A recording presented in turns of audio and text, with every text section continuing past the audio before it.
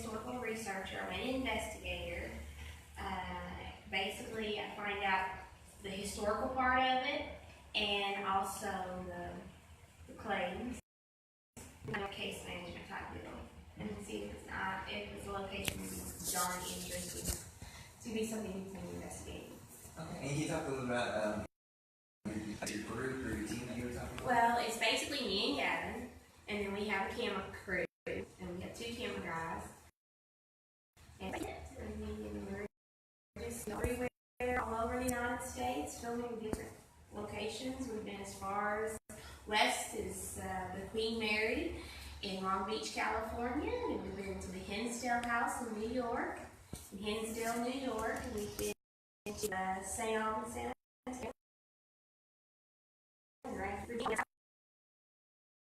What's the name of the group? We are Fantastic Ghost Hunters, but our show is called Paranormal Journey the Unknown, and we're on Amazon. Oh, okay, awesome. How long have you guys been doing this?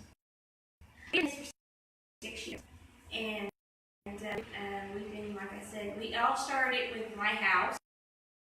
And it just kind of shot from there to where we got into it, and some people liked our certain footage and everything, and we just got a feel of what we do, and then all of a sudden it just is like a waterfall. It just kind of plumbed it in. And I guess what brought you to Monroe? Well, last year we had Lori reached out to us and told us about she had a couple of spirits she interacts with here, and several of her guests that spend the night have dealt with their interception with them. And so we came in and we did a preliminary investigation, and we found a few things that target us as red flags, as there's possibility of something going on.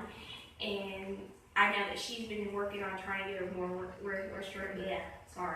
more restoration project on the mansion. So we had came up with this whole idea of, why don't we do a ghost hunt? People are always interested in old buildings in their hometown and things like that. And so we're here last night, we're here tonight, we're here to give feedback to me on Ghostology 101. And then afterwards, we're doing a mini ghost hunt with the groups. And also at the same time, doing a collaboration for her. Okay. And you said you're the group. Can you talk a little bit about the history, I guess, of this bed and breakfast? Yes, it's a bed and breakfast. Before it's been a bed and breakfast for about 15, 20 years. Different proprietors have owned it throughout the years.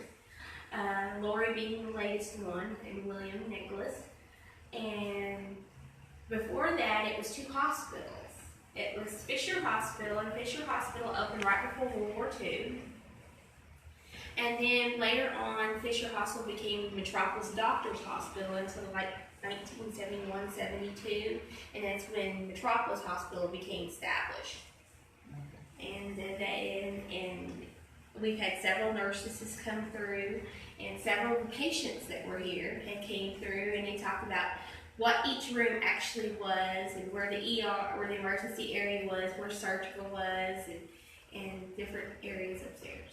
And have you guys, I guess, seen more activities in some rooms than others? Yes. Can you talk a little bit about We have one upstairs. It's called Emily's room, and it's a little girl. And not just from us having experiences, especially last night. Last night was very interesting. We've had a few people, and we had a wonderful group last night. And they had learned a lot last night, and they got to experience firsthand. Emily's room is a little girl who likes to mess with any guest that happens to stay in there. She loves the vanity in there. There's an old vintage mirror in there. And she likes to sit there, and if anybody brings their lipstick or their hairbrush, they get moved. And last night we did an investigation in the room, and that was the night we have something called the Eddie, or the MF1, right there. I had that in my hand, and we had the RTC box right there, which is right beside of it. It's kind of like a spirit box. I don't know if you ever watch any of the ghost shows or not, to where you have the white static where it does the roaming of the FM and AM channels. It's kind of like that. It has a lot of the static ROM to it.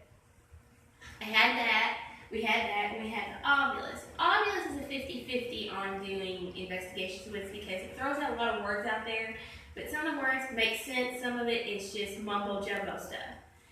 So we did that, and we had said on the omnibus it came up grandmother. Well, out of the whole group I had a whole group of 8 ladies with me, and the lady that happened to be sitting on the settee in front of the mirror was the only lady in the room that was a grandmother. So she had said we had gotten grandmother.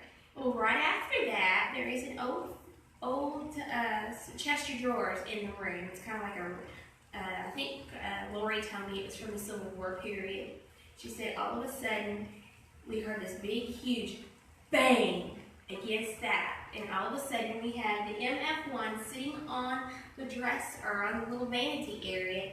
That thing turned to 66.6 temperature-wise, and then it got really, really bright blue. And then on the omnibus it said run. And that's when the group got a little skittish, and they all jumped up and they ran across the room on the other side.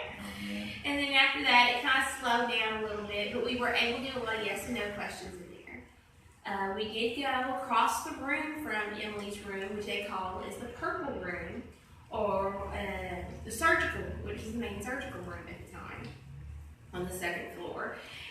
And we had gotten giggles, laughter through the RTC box, and we got cussed out in that room. And then the other part that we had 3 main locations that we investigated with our teams. One was Emily's room, one was the purple room or the surgical room, and then the basement is where the morgue was at when it was a hospital. And we had gotten quite a few things down there at the morgue. What did you see in the morgue? The morgue, like I said, we had the MF1 going. I was able to do a lot of yes and no questions in there. We had gotten the name Murphy, and we had gotten the name Pete. So I asked, and sometimes when you do questions like an EVP session, which is, it's kind of interesting how you can come up with the answers, and sometimes you still leave with more questions, but you can't be able to answer them. And I had, like I said, we had gotten the name Pete, and then we had gotten the name Murphy, and I asked if the Murphy was a first name or Murphy was a last name, and it said yes to the last name. So we don't know if it's Pete Murphy, or there's more than one spirit down there. One's named Pete, the other one's named last name Murphy. One of the guest people that were part of our investigation last night got squeezed, as if someone has put their arms around them and squeezed them very, very, very hard.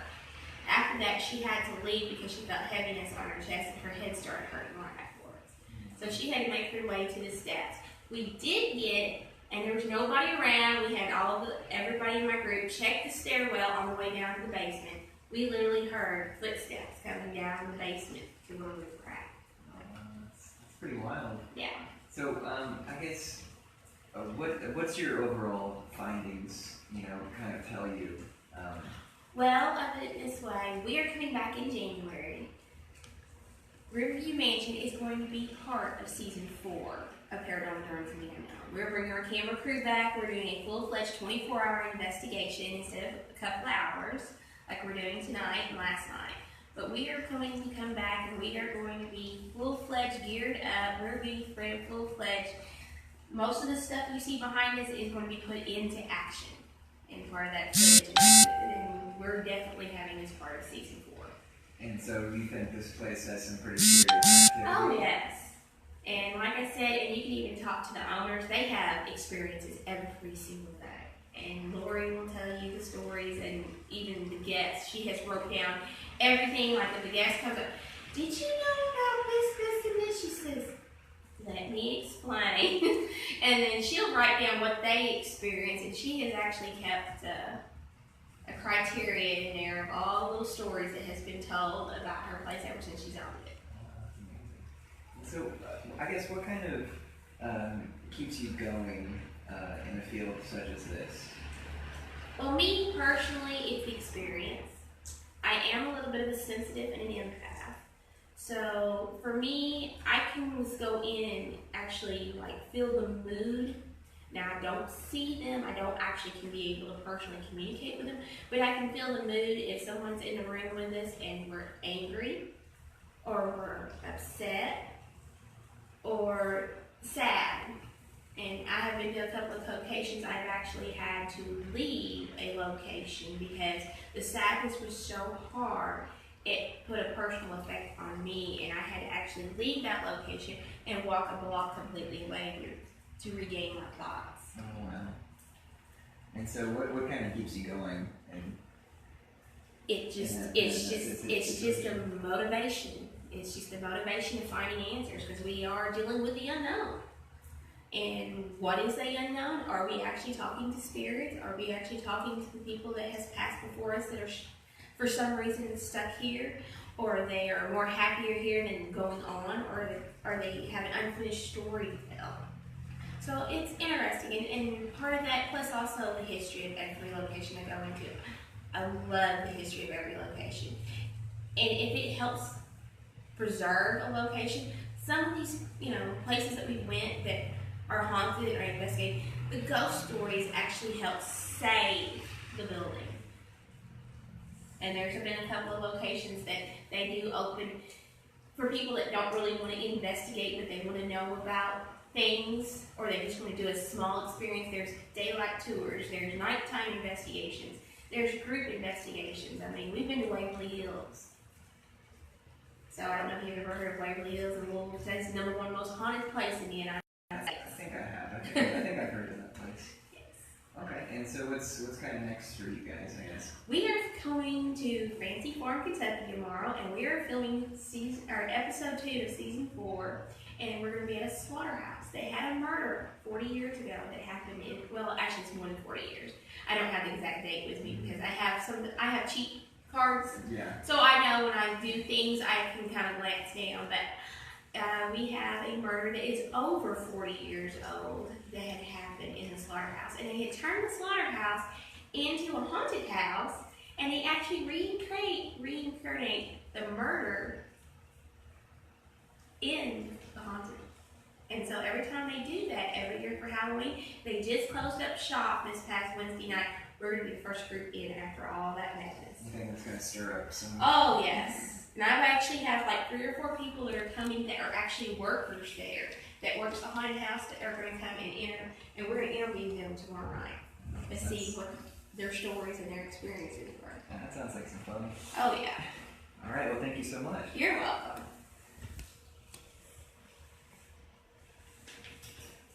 My turn? Yeah. Ooh, boy.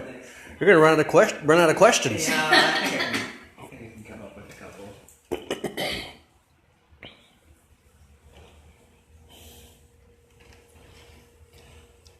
I can talk your ear off. You come over here and make sure you don't hit the thing. I'm not. I just got to get around. Pardon me. Take my glasses off here.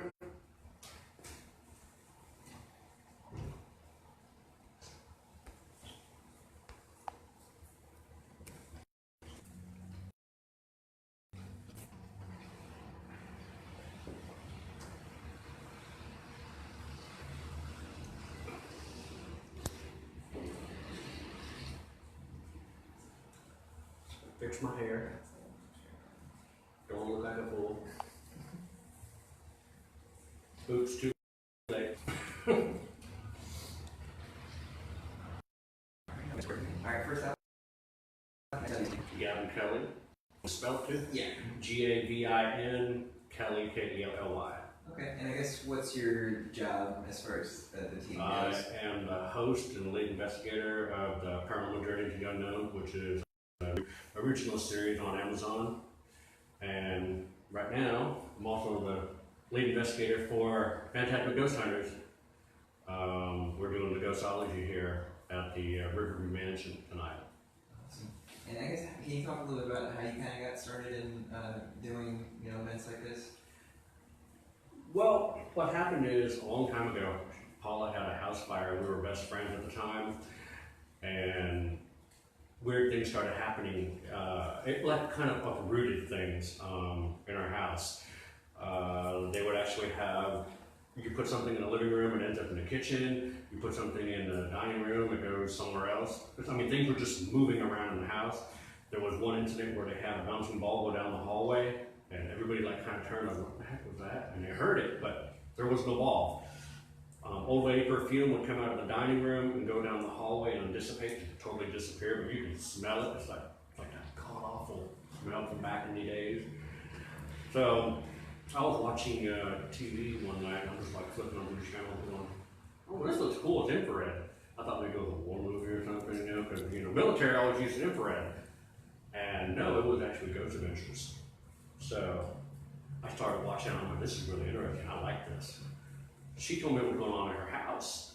And I'm like, that sounds like something I just saw on TV last night, matter of fact. So I wound up contacting one of the investigators from the show, Aaron Goodwin, and I told him what was going on, and he basically told me, just do what we do. Okay. Which is, he's like, all right, well, you need to get yourself, I mean, what do you actually have? Do you have a camera? I'm like, I have a Hi8 Sony Handycam. We're talking the cassettes, which are now $47 for two. Digital recorder, a regular digital camera. He said, that's perfect. All you need to do is get yourself an EMF detector. I said, an EM what? He goes, electronic magnetic frequency device. I'm like, okay, so I did some research on it. I wound up getting a thing called a Ghost Meter Pro. It's cheap, effective, but it works. It's highly sensitive. So I was like, Paula, I guess we're going to investigate your house. She goes, okay. So we went to her house, killed the power, started doing EVP sessions, which I just learned from them, which is electronic voice phenomenon, or voices of the dead. And we got two EVPs. One was a Class A, was Leave Me Alone. The second one was Get Out, which is standard. A lot of people get that one. And then one of our investigators was going through a digital camera, just snapping pictures, and happened to actually grab the screen of the LCD on the camera. It looked like a little boy. She did some research on her house and found out a 5-year-old little boy died of whooping cough. And that was him, because we asked who was actually in this house, and all of a sudden it said Freddie. And sure enough, she did some research, found a tombstone that said Frederick. So we now have confirmation that the 5-year-old little boy was Freddie. His father lives there too, it's Old Man Kerner. And the reason why we know that is he's the one that's very angry. He's the one that said, leave me alone and get out. And there was one thing that was really cool, is on my birthday, they were taking a picture, and right over my shoulder, in the window, is an actual silhouette of Old Man Kerner. She actually went through historical documents and actually pulled up a picture of Mr. Kerner, and it matched to a T. I mean, we showed a lot of people last night that came here to the event at the River Mansion, and they were just totally in awe when they saw the likeness. But after we did that, I compiled the whole thing together into an episode. Well, not really an episode. I thought, you know, just something for peer review. Put it out on YouTube. Let people take a look at it. I want to see if they'll say, that's not right, or, ooh, that's cool. So, a guy a producer from South Pittsburgh, Mississippi, goes, I just caught wind of your video. I watched it. I love what you guys are doing. All these other shows, they're always sitting on the floor. Are you here? Can you make a noise? This and that. He goes, you guys took the camera and were on the run. You were constantly going. He goes, I like that. I want to sign you to my network. I'm like, okay. I kind of thought maybe this was like a scam. I go, what do you want from us? He goes, I want to let's do it. So, fantastic original name of the show. We gave him 13 episodes. That network got over 40,000 viewers, and just for 13 episodes. Amazon Studios caught wind of that, brought us on, and then for 3 years now. Season 1 released October 31st last year, when we broke in 2.9 million viewers. We're going to be hopefully getting released in March of 2019. And right now, like Paula said, we're filming season 4. We're going to the Industrial Slaughterhouse tomorrow. So. And I guess, as the lead investigator, what's kind of your main focus? Main focus? Yeah. My main focus is to get and see if we can dig up, make sure we can actually prove that there is life after death by trying to communicate with them by getting video footage of the unseen. I mean, I've been touched, scratched, slapped, pushed, and by an unseen force. So I want to find out what is actually doing that and how. And what do you think, like a lead yourself, what kind of skills you for that kind of role? Skills? Yeah. I would say, well, really anybody can do it. There is no qualification for it. There is no professional. There is no expert. We're all students, so we're basically on a learning slide, so to speak. I mean, we're constantly learning this field. So anybody can really do it. Anybody else out there? Yeah, we got 32 people standing in the rain right now. Oh, yeah. I guess just quickly talk about I guess the different things you kind of experienced here. Experience here? Yeah. Last night I took a group down to the morgue, and we're using this box right here. This is a double jersey box, and we got Pete, which Paula even mentioned. Pete, and what this does, it basically, when you hook it up to a spirit box, it cycles on through. This thing actually pulls all this completely out. So while it's going through at 150 milliseconds, whatever voices comes over it, this throws in a reverb in it and clears it out. So all you hear is the voice. And we got cussed out in the surgical room. Like Pete, we got married. I mean, this thing was really freaking a lot of people out, and coming through with some intelligent responses. So having this thing worked really great. I'll stop. Yeah. Let everybody in here. Okay, there you go. All right. Well, I appreciate you guys. No problem. I'll stay and talk a little bit. Okay, that's fine, perfectly fine. Whatever you need to do. If you want to stick around, whatever. If I can stay that long. Yes. KVFS. Oh yeah, I got to give you that, don't I? Yeah. Here, hold that. From WPSD, almost less than I had.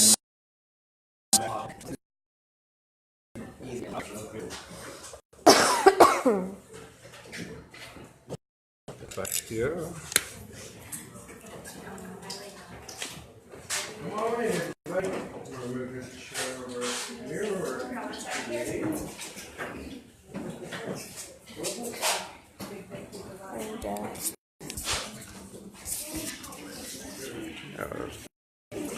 All right, that was our interview there with KVS News Channel 12. So now we're going to do our ghostology thing. So we'll catch y'all later.